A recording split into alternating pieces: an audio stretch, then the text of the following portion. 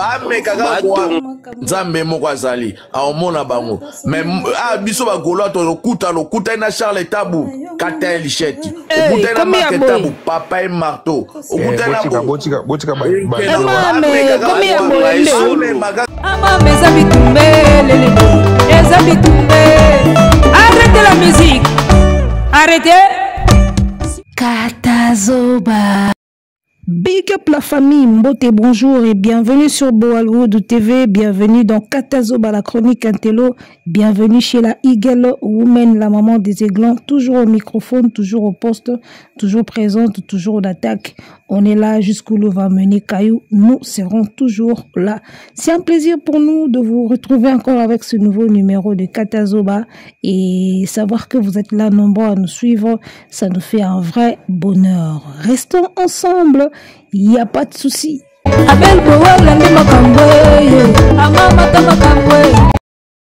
Et comme il y a ko sasana, et comme il y a ko papaka batu, et comme il y a ko kanela batu nanzela, toye belaki makambo yo boete, ezaka miziki, ezaka concert, ezaka likambo basal.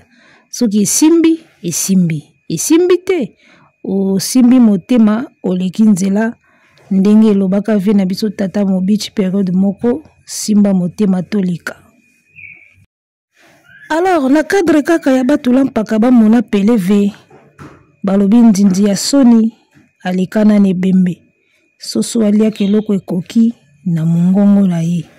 Mesdames, messieurs, Charles Tabu, Mark Tabu bakomi lelo ba ennemi ya ba Gaulois. Alors qu'il n'y a pas longtemps, Bazala qui est vraiment ma meilleur ami à Bagolois, et parce que Bangonde, Bazala qui soit disons dans organisation ya You Arena.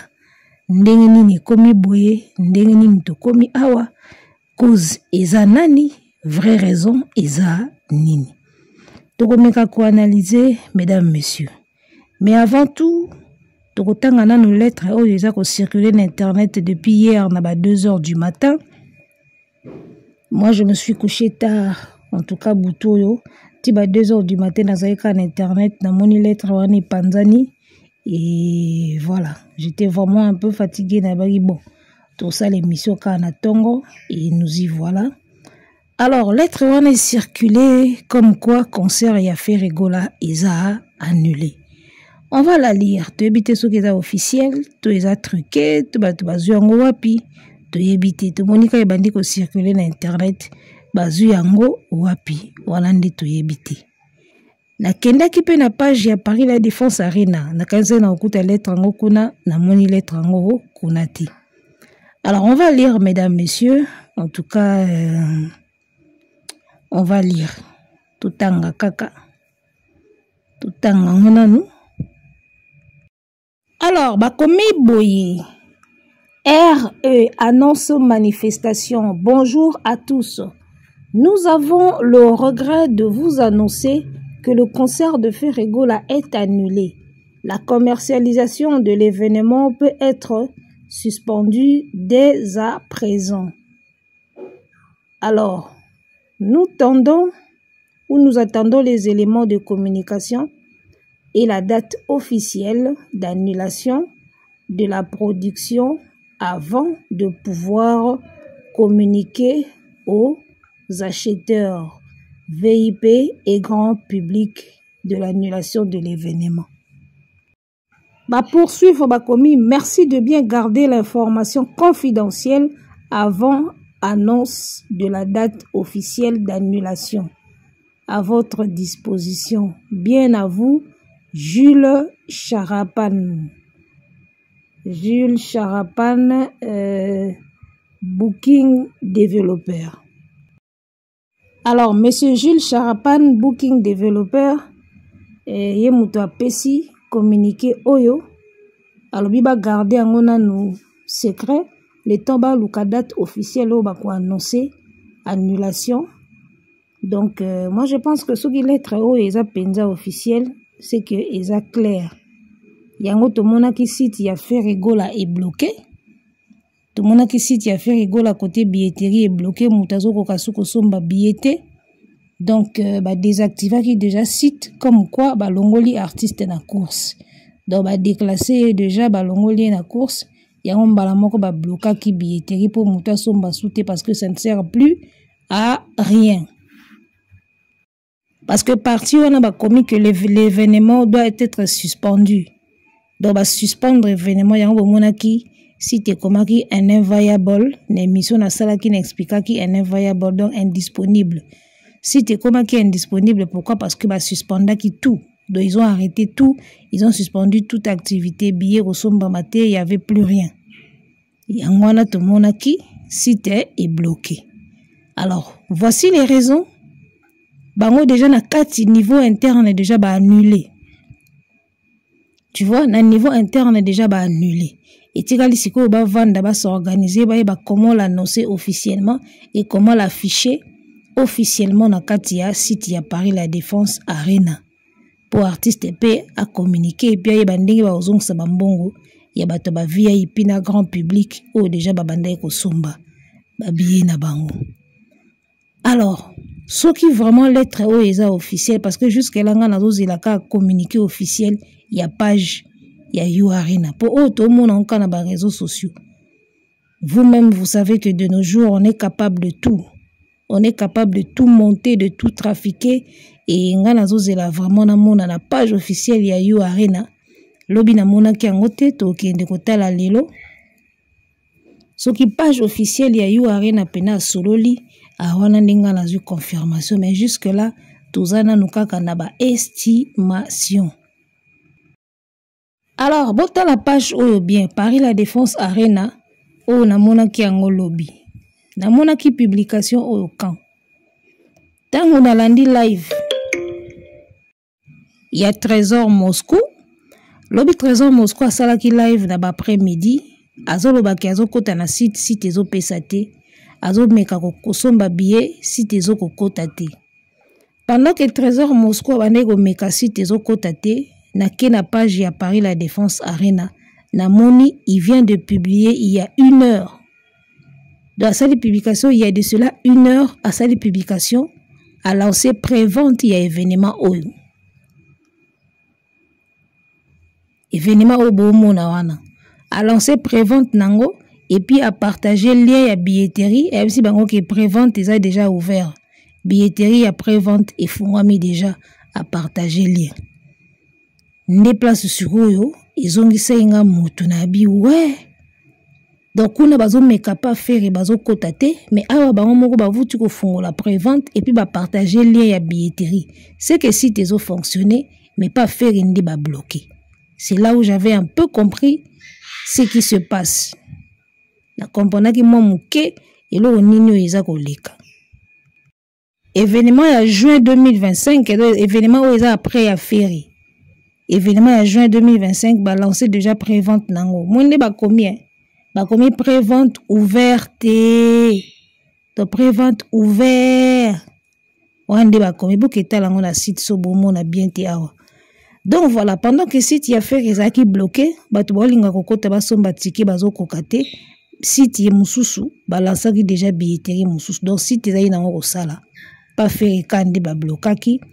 Donc voilà, ce sont des choses qui arrivent et bon courage na ba Gaulois en attendant tous la ba éclaircissement na date officielle kaka ndenge Charapan wana lobby, Jules Charapan tous la date officielle au ba ko annoncer en attendant tous lango. Mais oh déjà ça ba indice et belé déjà pour te comprendre makambo. Voilà, un inviable oh ils ont ça na site ya faire yango yo ba commis en anglais ba commis they want no more seat available for the select event. We invite you to select another show. Au moins il ba komaki de soko cliquer na billetterie à faire bazo bisa OK événement oyo ba site nango eza indisponible tu invité au pour na show mususu parce qu'il y en a beaucoup na site so koti pas faire eza bloqué ba proposer au pour na événement mususu pour événement oyo eza indisponible de soko koti faire eza indisponible mais événement mususu eza donc okende pas Caris pas Dadju pas Gims oponi osombi billet. Donc, moi je pense que tout était déjà clair pour ceux qui ne voulaient pas voir. Tout était clair. Bakomi le site, site, eza indisponible. Bakomi le vraiment, bakomi événement oyo, site nango eza indisponible. Donc, pour un événement, mon sous. Ce qui veut dire que tous les sites ne sont pas bloqués, qu'il y a ferry. Parce que tu as le choix, il y a pour un événement, mon sous, pour événement, où est indisponible. Donc, moi, je pense que tous les éléments étaient déjà clairs, mais trop de fanatisme, trop d'assurance, excès ya kokokanana fali, rage ya prouver fali, rage ya mobondo, batu bazaye koboya komona ba signes. Les Gaulois ignoraient les signes, alors que tout était sous leurs yeux. Au côté de la site à faire et pour son babier, comme cet événement est indisponible pour nos shows moussous. C'est clair, ça veut dire que si il y a fait et monté bloqué, mais les autres shows, site nangoso okekuna, ils a bloqué. Donc les signes étaient là, mais vous avez koboya komona, comme toujours. Les Gaulois, comme toujours, vous refusez de voir la réalité en face. Laissez-moi vous dire ça. Comme toujours, vous refusez de voir la vérité en face. Vous refusez d'être face à la réalité. Bolingaka toujours qu'on rêve, bolingi toujours qu'on hallucine, bozaba mytho, naebité. Vous refusez toujours de voir la réalité en face. Quand bien même les éléments sont là, quand bien même les preuves sont là, mais bosalaka toujours semblant netiboye bate netibo monate. Tout était là. Bato bavandaka na ba pays Angleterre, Tintin promo, azana pays Angleterre. Moi si na bino mungongo munene wa sala promotion à faire transgenre wana wa changer sexe à bosa na voix NK. Avandaka na pays anglais. Tango moni déjà site inviable. Ba biso bien choose another show pour na iloko mususu. C'est tout à fait clair. C'est que ba show mususu ezana ouvert, ezana inviable té. Il y a fait un des invayables. Bah, pour un événement, mon sous-sous. C'est clair. Et alors, on a un magasin. On a un sac. Un sac est sili. Pour un sac, mon sous-sous. C'est-à-dire, tous les babylons, mon sous-sous. Oh, yo, l'ingin de sili, mais mon sous-sous, ils ont. Ils ont un moko. Donc, bah, show, ya ba ninga, ils ont ouvert. Il y a fait un cas débloqué. C'est simple. Vous aviez tous les éléments sous votre yeux, les Gaulois, mais vous refusiez de voir. Comme toujours, Bolingaka, comme on a dit. Sur le côté de la statistique, il y a des preuves que Fali est meilleur que Ferry. Fali vend beaucoup. Fali est beaucoup plus écouté. Fali est beaucoup plus acheté. Pour battre son moment, c'est que Bolinga musique na yo. D'accord. Vous avez des preuves sous les yeux, mais bomona akate, bokota doute, bocha akatembe. Si te komeli bino bien, mais bochaka atembe. Zoba wana ya mukolo wana sala ka be mission affaire wana ba koma soki Serge Pro. Yepe na vandela ika sold out. Actinga meka ke inviable wana ilakisi sold out. Fega sali sold out. Omoni soki kaka ba annoncer officiellement concert ya faire annulé. Bino tout wana vous ne servez à rien. Naïe Sabino vérité, vous ne servez plus à rien. Parce que niveau beaucoup si bateau, niveau beaucoup si ferré. Torozonga, tous c'est l'annonce officielle. Oh, ils en ont le logoté, oh, ils ont avant-goût. Moi, j'attends vraiment l'annonce officielle. Pour na ya au ben d'abino mato y bien. Naïe Sabino Borola, na ba whisky, na ba metu. Bobandolala na kwiti chaque pokwa. Oh, Carlito yemba na lango kabutu nyonso. Bolingo memi dignité nanga. Na pesi na nolomboto raison. Bino boko pesa biso ba raison. Na pesi ya belbo wala raison. Iware na basaka na kate. Lokola mona ya moto melisi libele. Abosanaka jamais sola nzoto ya mama na ye. Sherisa mokomi nzembo na ngai ya butu. Abel Bowala yo kotelanga. Moyeli mota mokili kufa. Bagolwa bakomi na suka guya la vie esili bango. Et si ça pose à vivre makamba boy. Okomona makambo se komi goudi soute, makambo se komi ka mai. Bon, en tout cas, nous, on attend l'annonce officielle pour tout attaquer Bino Pena bien. Moi, j'aurais 4 vérités à vous dire. Ce qui va annuler, j'aurais 4 vérités à vous dire, à faire et à vous tous. Donc, Vanda Bino Pena Bovanda Boyo Kanga bien. Alors, on poursuit. Dossier Charles Tabou, Marc Tabou. Dossier passage à Marc Tabou dans l'émission à David Mombele, Greco. Alors, bagolo ba komi ko kanela Marc Tabou. Omoni Charles Tabou kataye, omoni Marc Tabou papa ye. Est-ce que bangonde baza na hauteur ya makambo e komeli Ferry? C'est Marc Tabou wana tango alekaki alobaki ke place nyonso fali ya kobeta Ferry ya kobeta bobetelaki maboko. Bosepelaki na ye bokumisaki ye. Lelo c'est Marc Tabou ye po yaka ko alerter. Eloko ya sali na ete me ayeka ko alerte bino akomi mutu mabe akomi zolo munene ekomi bo papa ye ekomi bo kata ye. Gaulois soki eza na défaut moko na reprochaka bino bowanganaka batu rapidement. Bowanganaka batu na bino très rapidement, même des personnes qui font partie de votre équipe. Dès l'instant où bomoni kaka échec moko ye bowanganaka bango vite. Quelque part, il y a des défauts, il faut changer. Charles Tabou Amisi, aza je crois manager. Ye mutazaki na kati ya projet oyo ya kobetisa Ferry na yo arena.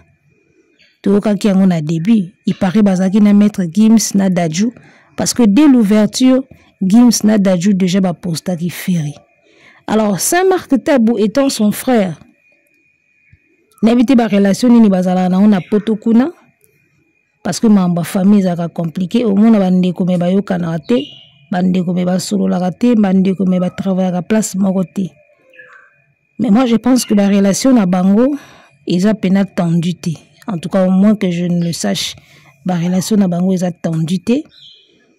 Alors, événement à Ferry, place Charles Tabou Aza à Missi. Saint-Marc Tabou Azoya po ya ko communiquer sur yango. Et puis à l'obi na zana ba information sur Bagolois, bo réfléchissaka nano avant bozala na ba réaction épidermique au bozala nango. Bo remarquez que tant que Charles Tabou et Saint-Marc Tabou a l'équipe émission à David Mombele, mbala moko lobi nango site Ferry ba bloqué. Mbala moko tokoma mona makambo tokoma mona oyo. Pourtant il vous l'avait bien dit que nazana ba information sûre et ça coûte ya ko supposer te nazana ba information sûre que concert à Ferry comme -1 ba annulé. Et puis il ça que bino bien et ça coûte makamba 10 jours te. Tant surtout là la carte la mki lobby ba annulé. Il avait dit ça. Botala ka ba émission mais comme si boyo kakate makambo moto azoloba. Quand c'est Marc Tabou dit que concert ya Ferry tikali -1 ba annulé. Ils ont makamba 10 jours te tant sous lobby ba ko annuler mais ça la mika bongo lobby yango to moni mbala moko site ya Ferry comme inviable, site comme inaccessible, site comme indisponible. C'est Marc Tabou ça l'émission lelo lobby site comme indisponible, site bloqué. Donc il était déjà au courant de beaucoup. Ti azoya pas David Mombele azaki déjà na ba élément ebelé. Mais ko boya kaka ko étaler nyonso alobika abosomba babiye. Alobika abosomba babiye. Moi je pense même que ti Marc Tabou koloba yazaki na retard. Comme si direction ya yo arena déjà bazwaki déjà décision na bango. C'est Marc Tabou yaki neka koloba on dirait yazaki neka na retard déjà. Comme si décision ils ont marqué déjà que c'est fini, on arrête avec Ferry. Et moi je pense que c'est Marc Tabou yaki na retard. Donc, si on a déjà site, basi ba kota ki ba réunion na bango. Parce que dès le lendemain, tant que 6e émission, mbala moko site Ferry est bloqué. Ba ko moyebi sa opone événement mususu. Oh. Yo ki sombelo ko oyo, ba ko moyebi so pona mususu. C'est que wana mobulu. C'est que wana mobulu. Ce que zaki mobulu te benga ba comme site pour le moment ils sont indisponibles, on vous revient dans quelques temps.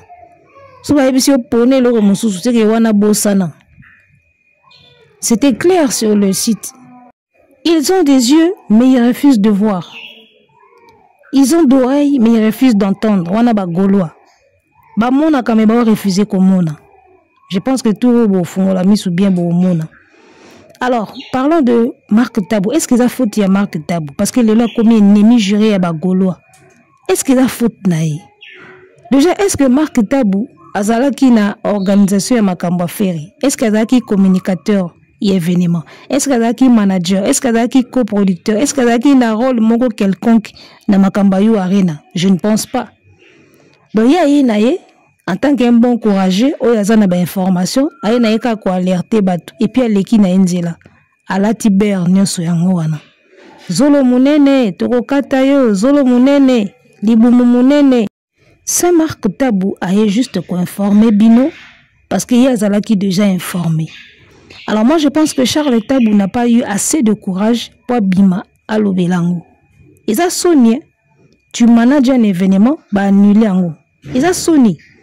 Alors moi je pense que le gars là il y a un kilo na soni ya kolobango. Alors vite tous agana ndeko moko le plus courageux il y a le bani makambo banga raté au moins il y a kende kolobango. Parce que Charles Tabou a mis s'il pouvait lui-même passer. Bon peut-être il y a le katango bago annuler officiellement parce que souvenez-vous na lettre on a totangi ce n'est pas encore officiel hein. Ba annuler déjà ba longo li faire na site. Mais officiellement, on va annoncer. Tant qu'on va annoncer officiellement, on va manager, on va producteur, on va artiste, on va expliquer. Peut-être Charles Tabou a mis si, à cause de la moment où mais Marc Tabou déjà le rôle a yebi déjà cop ndenge zanase et puis il y a déjà muta média, aleki a tout inaye déjà pour boyeba. Donc moi je pense que Charles Tabou va se prononcer tant qu'on va annoncer officiellement qu'il va annuler. Donc comprenez que il n'est pas assez de courage il a annoncé le Raboui. Et comprenez que Charles Tabou a manqué de courage il a annoncé le Kotala. Ils a Sony. N'habitez pas bien besoin comprendre. Ils a Sony pour la manager. Ils a Sony. Même pour la maître Gims, celui qui a soutenu cet événement dès le début, T-Plus va annuler. Et ça la Sony. Vous soutenir Moutoumoro Boebou va annuler. Moutou vous soutenir qui était fallu pour pas abeta na tokos. D'accord. Donc moi je comprends que ce qui Charles Tabou a mis ici a manqué du courage yakoyako annoncer boé. Je comprends qu'ils a Sony. Et c'est Marc Tabou le roi ya sila na Sony. Azarani nzunzu déjà bandakala. Ya beti na yeba plan leki na inzila. Si Robert est là ti. Est-ce que yem tabaki faire ya kana produire yo na yo arena? Non. Aza elo côté na organisation makamba yo arena. Ya na yeka koloba messager. Ala tiber. Boko mofinga nebo mesa na bino bofinga kaka bino bofinga ga mutu nyoso. Alors na minute soki concert est annulé officiellement ba wengemen tout vous savez quoi faire de bagola tout boke na bino ka concert a wera depuis ça que bino na 2025 événement za moko arena Grand Paris avec les rois de la forêt bochaki tembe et tout tikali siko un événement ka moko do wera sona osala play ya osakanati. Omoni yangiama akobeta mama na plein de batutu basobi ba billet ba okina ba kotonda kuna mama na plein wera osala ya osakanati. Vous comprenez? Wera son so kebi pete yepe mutamemeli fere yombo tant ya fungoli ka billetterie pas faire makambo komi compliqué. Alors parlons de Charles Tabou. Est-ce qu'il a faute à Charles Tabou? Parce que na moni déjà ba gaulois ba komi kolela lela na ba live faire sala nini faire penza mais faire sala nini bino moko botala problème eze pa na bino kala mingi te boya koloba ke fali muto asali bongo to yebi bino nde bozalaka quand ils vont annoncer officiellement l'annulation boya koloba ke c'est Fali qui a fait ça to yebi loko boloba ke c'est Fali eza mawa bino bomona kaka mabe utaka libanda te boki senga date sal ba pesi bino bosengi date ba pesi bino ba fongoleli bino billetterie. C'était en ce moment-là ya kolakisa force na bino bozalaka na bino mingi te somba billet bosombi ba billet te concert nyonso o eteki ba billet te na niveau o yu arena azozela ba annula kango. Vous n'êtes pas informé lelo. Ça a toujours été comme ça et c'est toujours comme ça que ça se passe. Ce qui concerne eteki ndenge sa les olingate ba annulaka. Donc annulation ya faire eza mystique te. eza fait normal que soko teki mingi te ba ko annuler bosombi mingi te ba golwa bozalaka mingi te déjà bosombi ba billet mingi te yango baza ko annuler concert ya Ferry eza likambo ya main noire te eza Fally Ipupa te eza Oise kwa te eza Werason te bosombi ba billet te yango wana You Arena a annulé. Est-ce que vous pouvez au moins comprendre ça pour une fois dans votre vie que makambo comme la affaire ezalaka Fally te ezalaka batu te eza main noire te eza bino moko bolingi technique ya victimisation makasi bobandi déjà Ferry asala nini Ferry penza mawa yango Ferry asala bango nini asala bango nini boze ebele te so You Arena lobby dès l'ouverture il faut teka 15 000 bino boteki même pas 10 000 c'est normal que bako annuler boyebi ke salle wana so muta teki billet ba annulaka boyeba ki yango bien mais bokendeki ko senga salle wana siko ekomeli bino bokomo luka main noire bokomo luka mutu moko bolatisa boluka ka mutu moko bolatisa malheur ya Ferry. Or malheur ya Ferry ezalaka bino moko ba fanatique na ye nga nazozela annulation officielle annonce officielle ya annulation comme ça naya vraiment ko benda bino matoi Ferry. Je suis désolé, mais Ferry, azana ba fanatique ya bandoki. Je vais vous prouver que Ferry azana ba fanatique ya bandoki. Non, prouver binoango. Tozela non to mon annulation, hein? Comme ça ngana yeta on a ça l'émission, on a prouvé bino que Ferry azana ba fan ya bandoki. J'ai des preuves. J'ai des preuves que Ferry azana ba fanatique ya bandoki. Ba fanatique wana ebele bazo entraîner Ferry na malheur. Mais bango balukaka Fally main noire balukaka main noire libanda o bango moko bazana yeka na kati wana bozalaka mobondo te bozalaka ebele te boza mukie boza minoritaire banda lelo boye bango. Je vous l'avais dit que c'était très tôt pour na Ferry abeta You Arena eroyo scène musicale ezawana Olympia ezawana Zénith ezawana La Cigale ezawana le Trianon ezawana. Je vais vous faire une émission. Tous là-bas annulé officiellement. Je vais vous faire une émission. Pour l'axabino bamakambo. Au bouta mususubo. Il fallait bosser la peut-être avant. N'habitez so boyoka po bino boyoka ate. Artiste ayoka kate na kamo ekutu na dernière minute watanga mona ike. You Arena comme menacé ameki ko yoka mwa ndambo.